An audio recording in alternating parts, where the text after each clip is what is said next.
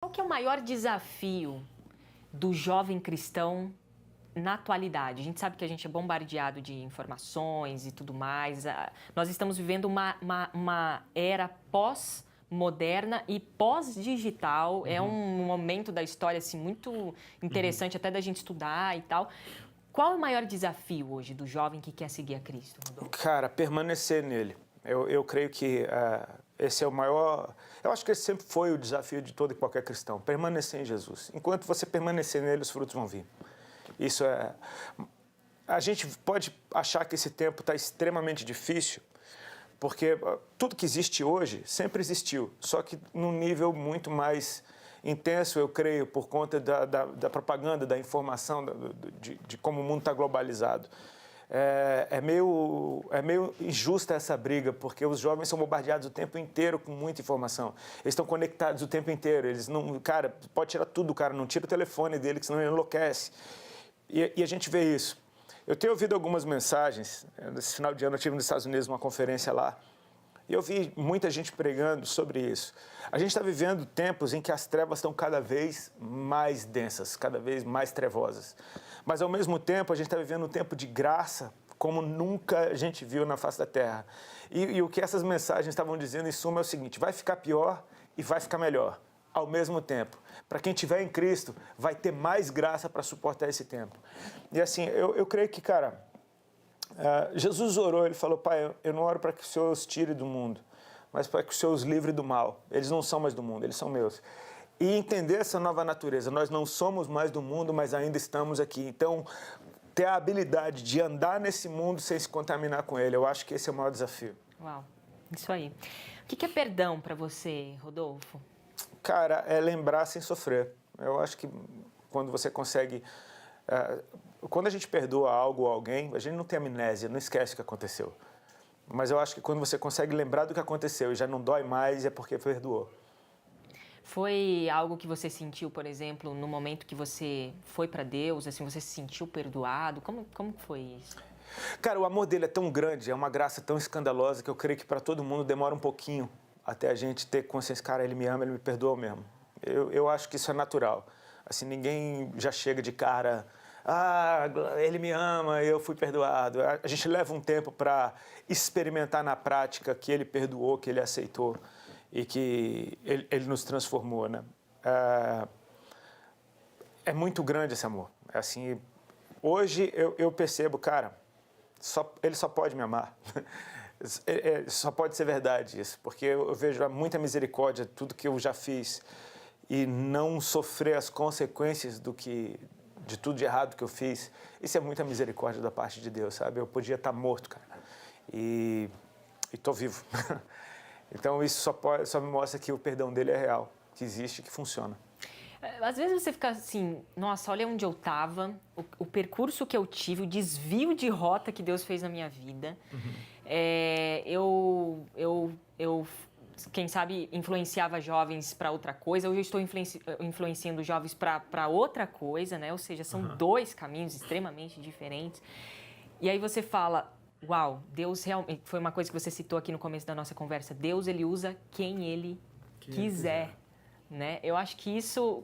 Como que é essa sua reflexão diária, assim, em relação a essa obra de Deus na tua vida? Eu não entro muito nas piras do que eu fazia, de ficar me culpando. Eu entendo que, cara, arrependimento, para mim, é você deixar de fazer o que você fazia e passar a fazer uma coisa nova. Não nova é ficar vida. se remoendo. Muita gente entende que arrependimento é ficar remoendo. Não, eu não fico remoendo. Eu olho para o meu passado, claro, eu não louvo as coisas que eu fazia, mas não fui eu que inventei a má influência, não fui eu que inventei o palavrão, não fui eu que inventei a irreverência. Eu nasci nesse contexto, eu simplesmente era um produto desse sistema, como eu tinha vários.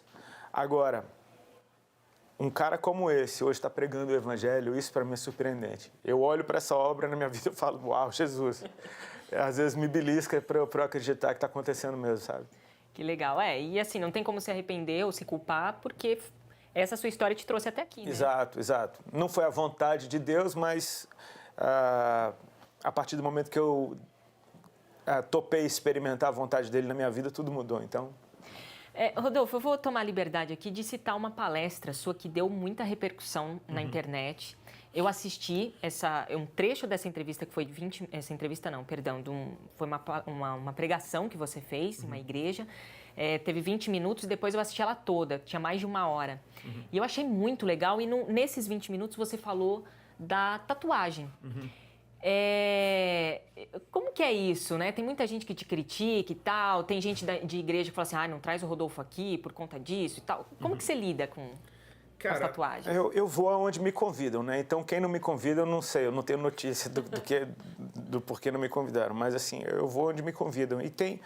Cara, eu sirvo a todas as denominações. Tipo, no mesmo fim de semana, eu posso estar no Congresso da Assembleia de Deus, num da Batista e num da Presbiteriana, e eu prego a mesma mensagem nos 3.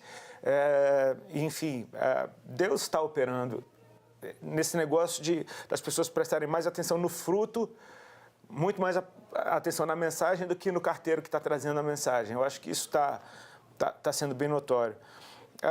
Eu tinha essas marcas quando eu vim para Cristo. E eu já fui bem radical, porque eu creio que quando a gente chega com tanto nojo do pecado e, tipo assim, tão maravilhado com a vida nova que a gente quebra tudo dentro de casa e essa roupa é do diabo e toca fogo, enfim. Tem um monte dessas coisas, né? E por estar ministrando desde o meu primeiro ano como cristão, eu já sou muito radical a respeito disso. Hoje em dia eu entendo, cara, que foi uma coisa que Deus pediu para mim.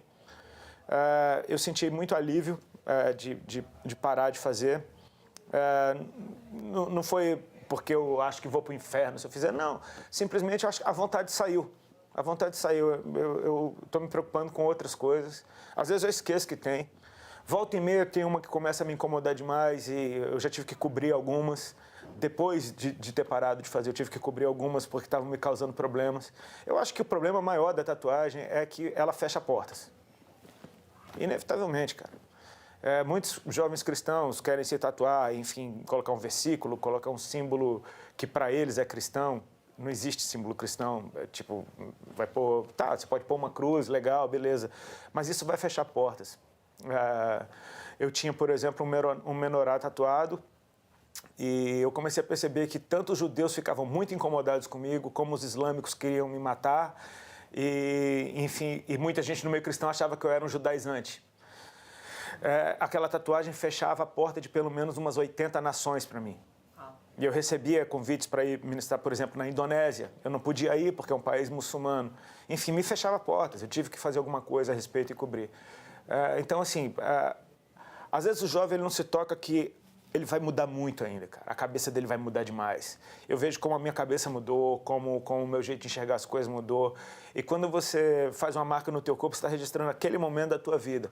Cara, as pessoas precisam saber, você vai mudar ainda muito. E talvez aquilo lá na frente não faça o menor sentido. Então, assim, eu acho que é uma coisa que cada um deve orar e buscar a presença de Deus. Enfim, eu não vou te dizer que você é menos, exatamente, se você é menos ou mais, se você está certo, se está errado. Eu creio que isso é algo muito pessoal. O negue-se a si mesmo, está tudo escrito ali, não sou eu que vou negar o cara para ele. Deixa eu dizer não para você. Não, esse trabalho é seu. Você diz não para você.